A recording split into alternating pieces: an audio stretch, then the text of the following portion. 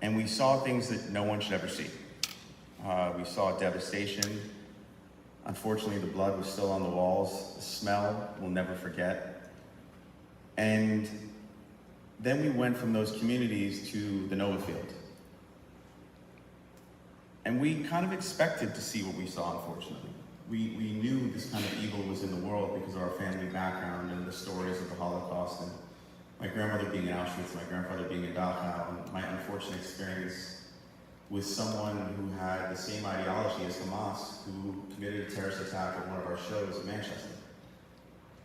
But when we arrived on the fourth day, we went to the Nova Healing Camp, and we saw kids 20 to 24 years old. Many who had lost friends, who had witnessed the things you're going to see, who gave interviews, and they were laughing and crying and singing music and doing therapy together, writing songs. And I sat with one young lady who had lost all of her friends. She was the only survivor out of a group of friends.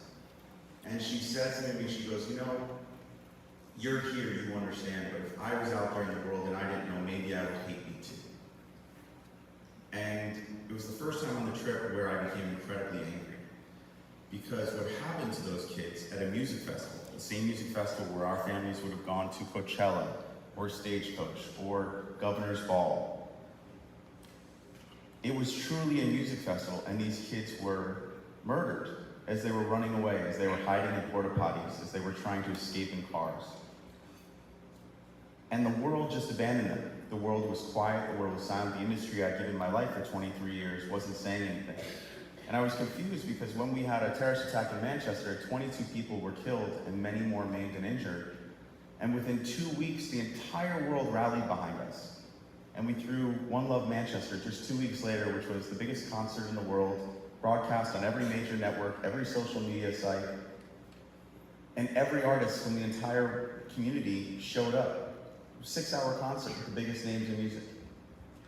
And here I was standing in front of these kids where 380, and now the total is over 400 were killed. 40 were taken hostage. It's the biggest music massacre in history, and no one was saying anything. So we went on a quest to start helping, and we brought the Nova Music exhibit to New York City.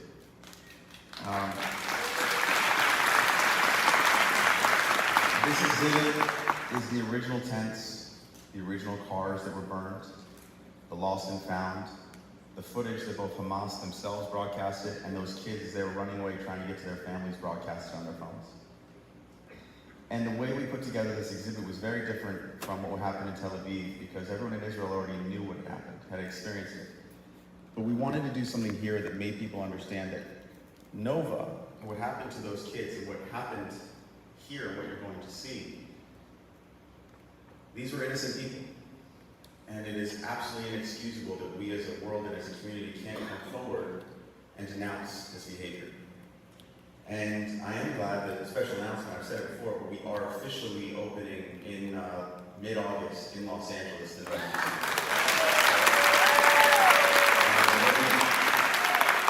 that exhibit through October, and I can tell you there's nothing political about it. It is truly about a music festival, and the way we're doing the tickets, the same way we did in New York, $2 to $8 just to cover the processing fees, and half the time we're going to be letting in people for free. Because we don't want to give anyone an excuse not to witness this and see themselves and their humanity. And that is kind of why I'm here today. My brother and friends invited me. I've seen the film, and like I said, you're all brave, and I'm honored to see this many people here to witness it on a Monday night. Sexual violence and rape should never be used in warfare, should never be used at all, and it should never be excused.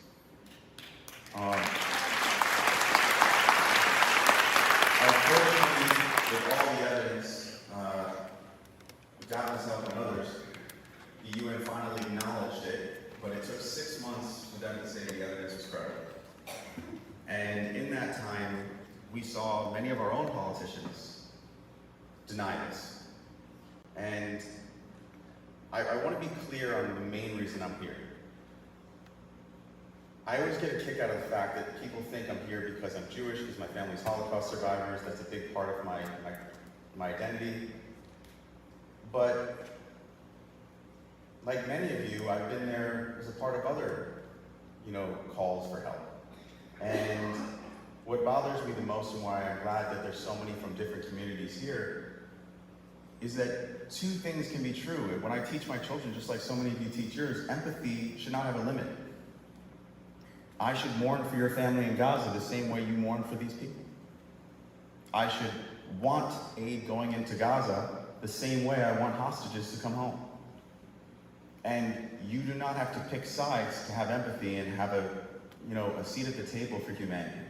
And I think every single... So the reason I'm here is just to say, please, this is not about sides. This is about seeing your daughter. It's about seeing your mother. It's about seeing your friends. It's about seeing your sister. And speaking to others and demanding they see this film and saying no, and not letting a very loud minority divide us. Because I can assure you that we are in the majority.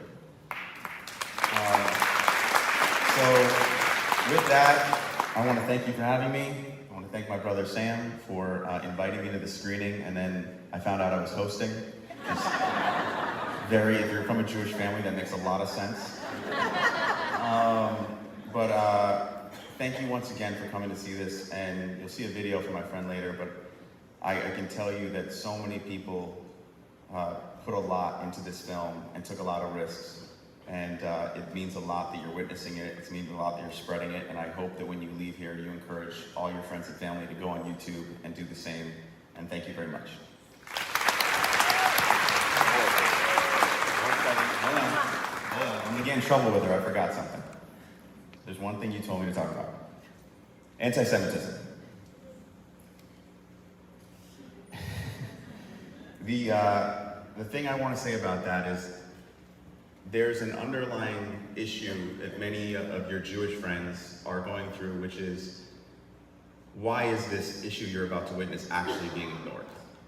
And when we talk about anti-Semitism, all I want to offer for every single one of you out there is, whether you are Jewish, whether you're Muslim, whether you're Christian, or whether you're atheist, we all know what it's like to be ignored when we're crying out for help. And the importance of this is to realize that anti-Semitism, whether you want to believe it or not, plays a role in why there is so much silence around this.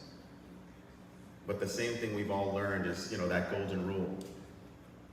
Anti-Semitism is not the only problem in this country, in our community. Islamophobia is a problem in our community.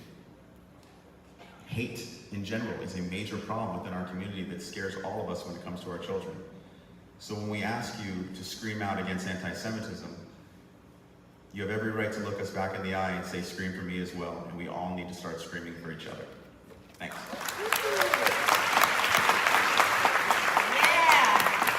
Thank you so much, Student. This is so wonderful of you. Words that I will never forget. I wanted to introduce our friend Sheryl Sandberg in a minute, but I wanted to first thank a few people for making this event really happen. And Sam, I want you to stand up, please. This is Scooter's brother, Sam. Thank you so much for being here. And where is Amanda? Amanda Colbeck, where are you?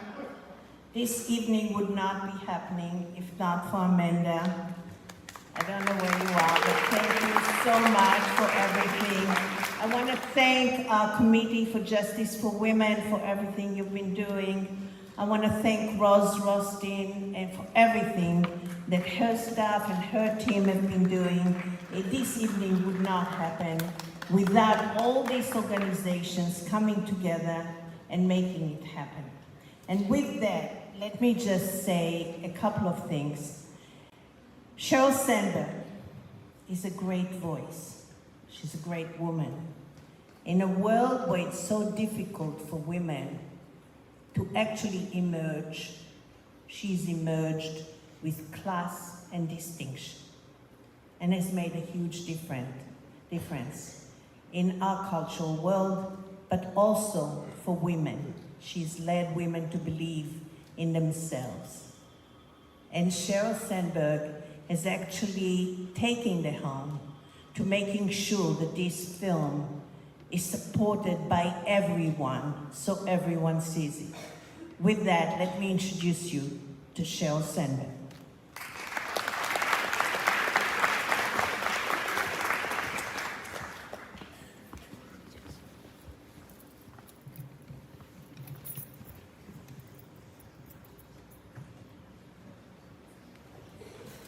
This has become the most important work of my life because the politics of today, the polarization we face, are making us turn a blind eye to something that should be completely obvious. Sexual assault is never okay. Sexual violence is never what should happen. Rape is never and will never be resistance. No matter what you believe should happen in the Middle East, all of us should be able to come together to condemn the sexual violence of October 7th. Instead, so many years after we establish, we vow this will never happen again. And we scream after their silence. She was naked from her waist down, bruises all over her body. כשרותה בנו, ולמה הערומות, מישהו המשיט אותם, מישהו התעלל בהם. They were using sexual violence as a tool of war, of weaponizing women. They were sent with clear instructions to rape as many, to humiliate as many. We are ready for the unthinkable possibility of pregnancies. פשוט הגוף שלך הוא פתוח לכלל. יכולים להעיר אותך באמצע הלילה ולאנוס אותך, וכל הזמן האקדח מכוון לראש.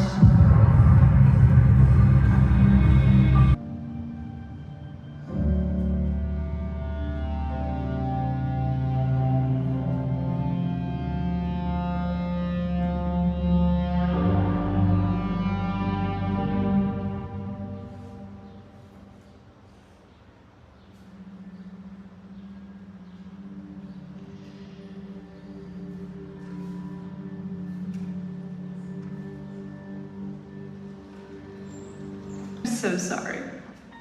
No one should have to live through this. You okay?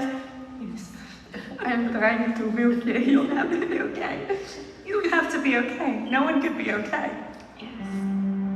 התעוררנו לצבע אדום, אזעקה כי היו טילים ב-6:28 בבוקר ורצנו לממ"ד, למרחב המוגן. אחותי הגדולה ים, האחים הקטנים שלי ואבא ואמא שלי. So when you were here, what were you thinking?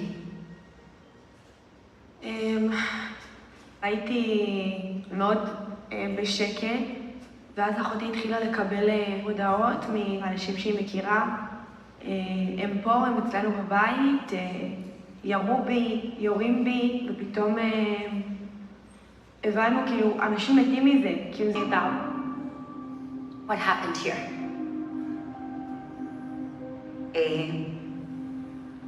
אז אני הגעתי למסיבה עם שני חברים, עם תום ובן. הגענו ב-1 בלילה, ועד השעה 6:30 בבוקר, זאת הייתה המסיבה הכי טובה שהייתי בה בחיים שלי. פסטיבל ענק, מלא אנשים צעירים שבאו לחגוג, באו לשמוח, באו לחגוג ימי הולדת. It was the best party. And then at 6:29, the music just shut off.